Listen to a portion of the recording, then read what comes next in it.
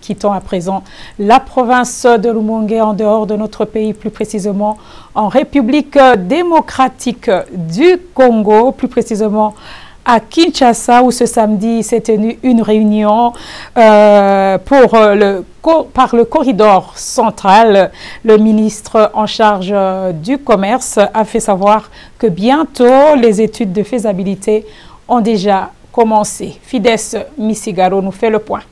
Au cours de cette réunion, tenue à Kinshasa, en République démocratique du Congo, par l'Agence de facilitation du transport, de transit et du corridor central, avait pour objectif de signature d'accords bilatéraux de financement entre le Burundi et la République démocratique du Congo, un accord qui a déterminé les modalités de financement du projet de construction du chemin de fer électrifié à écartement standard, section Gitega, Bujumbura, Uvira, Kindu.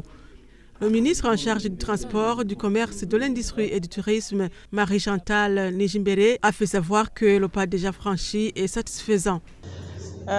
Effectivement, oui, c'est vraiment des progrès significatifs pour ce projet tripartite de construction du chemin de fer électrique à écartement standard, puisque pour la première phase de Uvinza, Musongati jusqu'à Gitega, déjà il y a eu la publication d'appels d'offres pour le recrutement de l'entreprise de construction, mais également le Conseil des ministres a pris acte pour les procédures de recrutement de l'entreprise de surveillance pour le tronçon de Gitega vers Kindu.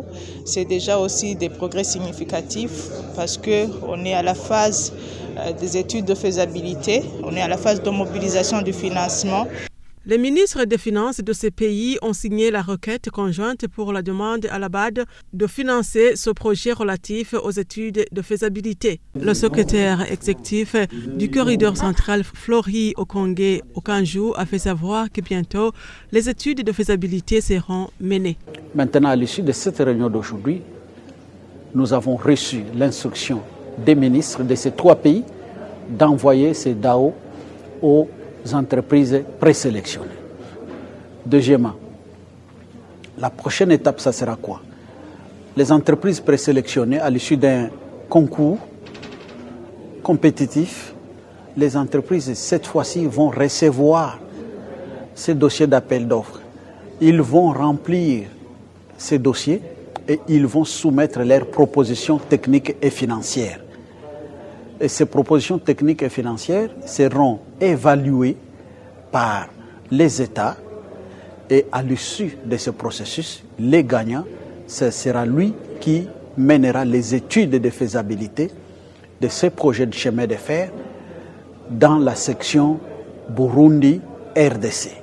Les participants à cette réunion ont remercié vivement la Banque africaine de développement qui a accepté d'appuyer la mise en œuvre de ce projet.